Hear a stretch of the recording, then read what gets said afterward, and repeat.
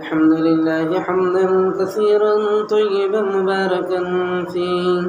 الصلاة والسلام على محمد رسول الله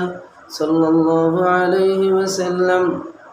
محترم معزز ساتھیوں، پیارے بھائیوں، عزیز دوستوں، جیسا کہ گزشتہ میں آپ کی خدمت میں عرض کیا تھا، یہ ملک، یہ پیارا ملک، یہ بھارت، یہ انڈیا ہماری جان سے زیادہ ہمیں عزیز ہے۔ اس ملک کی بہبودی کے لیے ہمارے اسلاف نے، ہمارے آباء و اجداد نے جس طرح کی قربانیاں پیش کی ہیں، یہ تاریخ کے اندر سنہرے الفاظ میں لکھے جا چکے ہیں۔ میرے معزز ساتھیوں، ہر دور میں مسلمانوں نے اس ملک کے لیے، ہر دور میں، ہر زمانے میں اس ملک کی بہبودی کے لیے، اس ملک کی سلامتی کے لیے، اس ملک کی حفاظت کے لیے، اس ملک کی خیر خواہی کے لیے، سلامتی کے لیے مسلمان ہمیشہ سینہ سپر رہے اور اپنے آپ کو قربان کر دیا، اپنے خاندانوں کو اس ملک کی سلامتی کے لیے اجاڑ دیا۔ میرے معزز ساتھیوں، اس ملک کے اندر غاصبانہ، ظالمانہ، سفاکانہ، دھوکہ باز طریقے سے جو انگریز ایسٹ انڈیا کمپنی کے نام سے، جو کلکتہ میں تجارت کے بہانے سے، دغا اور مکاری کے ساتھ تجارت کا بہانہ لے کر کے جو داخل ہوئے تھے، اور اسی مکاری کے ذریعے سے وہ آہستہ آہستہ ملک کے گوشے گوشے میں پھیلتے چلے گئے، اور آہستہ آہستہ جس دھوکہ دہی کے ساتھ وہ ملک میں تجارت کا بہانہ لے کر کے آئے تھے، مگر ان مکار، ان ظالم سفاک انگریزوں نے ملک کے اوپر قبضہ کرنے کی بھرپور کوشش کی۔ اور ایسا ہی نہیں بلکہ ان کی نظر ملک کی آمدنی پر، ملک کے خزانے پر، ملک کے ہیرے جواہرات، سونا چاندی پر ان کی بدنیتی تھی۔ اسی وجہ سے ان ظالموں نے نہ ہی حملہ کر کے، نہ ہی جنگ کر کے، نہ ہی طاقت کے زور سے اس ملک پہ آئے، بلکہ وہ لوگ چال بازی سے، مکاری سے، دغا سے اور سفاکانہ طریقے سے، دھوکہ دہی کے طریقے کو اختیار کر کے، اور لوگوں کے یعنی کہ ملک کے بادشاہوں سے انہوں نے تجارت کی اجازت لے کر کے ملک میں داخل ہوئے۔ ایسٹ انڈیا کمپنی کے نام سے وہ لوگ تجارت شروع کی،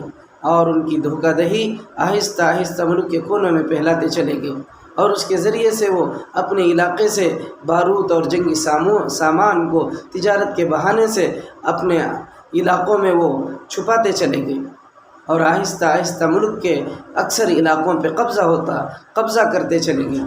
اس وقت میں جب انگریزوں کا یہ چال اور انگریزوں کی یہ مکاری، جب حضرات علماء کرام نے ان کی مکاری کو بھانپ لیا، تو سب سے پہلے حضرت شاہ عبدالعزیز محدث دہلوی رحمہ اللہ ان کی قبر کو نور سے منور فرمائے، سب سے پہلے انہوں نے یہ اعلان فرمایا کہ انگریز غاصبانہ طریقے سے ہمارے ملک پر قبضہ کر رہے ہیں، ان سے جہاد کرنا افضل عمل ہے، سب سے اونچی عبادت ہے۔ عبادت کا درجہ دے کر کے انگریزوں کو ملک سے بھگانے کا اعلان سب سے پہلے ایک عالم دین نے لگایا۔ اور اس وقت میں میرے معزز ساتھیوں، ٹائیگر آف بنگال کے نام سے مشہور ہونے والے سراج الدولہ، اس علاقے پر جب ان لوگوں نے اٹیک کیا، تو اللہ کا یہ نیکوکار بندہ سراج الدولہ، جو اس علاقے کے حاکم تھے، انہوں نے سب سے پہلے انگریزوں سے سامنا کیا، اور انہوں نے انگریزوں سے مقابلہ کیا۔ کئی دنوں تک یہ جنگ جاری رہی،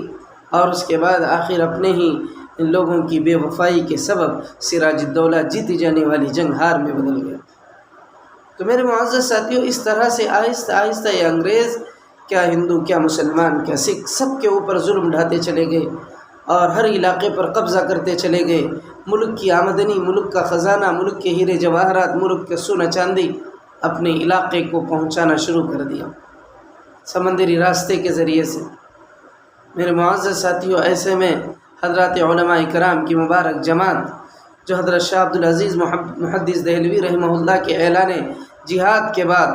مسلمانوں کا طبقہ سب سے پہلے آگے آیا ان سے مقابلہ کرنے، ان سے جہاد کرنے کے لیے۔ تو یہ میرے معزز ساتھیوں، یہ اس وقت کی بات ہے جس وقت ابھی مکمل طریقے سے پورے ہندوستان پر، پورے بھارت پر انگریز کا قبضہ نہیں ہوا تھا۔ ایسے ہی وقت میں ان کے ابتدائی حکومتی دور میں ہی حضرات علماء کرام یہ بھانپ چکے تھے کہ ظالم انگریز ملک کے خزانے پر ان کی نظر ہے، اور ان کی حکومت درست اور صحیح نہیں ہے، اور یہ ملک کے آمدنی اور خزانے کو اپنے ملک پہنچا رہے ہیں۔ اسی وقت میں اعلان جہاد حضرات علماء کرام نے فرمایا، اور مسلمان سب سے پہلے آگے آئے ان سے مقابلے کے لیے۔ تو یہ طریقہ کار تھا حضرات علماء کرام کا اس وقت میں انگریزوں کے ساتھ. اور جیسے ہی ان لوگوں نے بھانپ لیا انگریزوں نے کہ ہمارے لیے سب سے بڑا مسئلہ علماء ہیں اور سب سے پہلے ہم کو مقابلہ علماء اور مسلمانوں سے کرنا ہے، اس ملک میں اپنے قدم اگر جمانا ہے، اس ملک کے خزانے کو لوٹنا ہے، اس ملک کے ہیرے جواہرات سونے چاندی کو اپنے ملک اگر پہنچانا ہے تو سب سے پہلے ہم کو مسلمانوں سے نمٹنا ہے، مسلمانوں سے مقابلہ کرنا ہے، مسلمان راجاؤں سے اور اسی طرح مسلمان علماء سے اور مسلمان طبقے سے جہاد کرنا ہے، کیونکہ سب سے پہلے سینہ سپر ہو کر کے کھڑے ہونے والے حضرات علماء ہیں. تو اس کے بعد کے واقعات میں ایک ایک کر کے آپ کی خدمت میں انشاءاللہ آئندہ بھی عرض کرتا رہوں گا. اللہ ہمیں اس ملک کے ساتھ جو محبت ہمارے دلوں میں اللہ نے پیدا فرمائی ہے اس محبت کو اللہ ہمارے دلوں میں ہمیشہ قائم و دائم فرمائے. آمین. وآخر دعوانا الحمدللہ رب العالمین.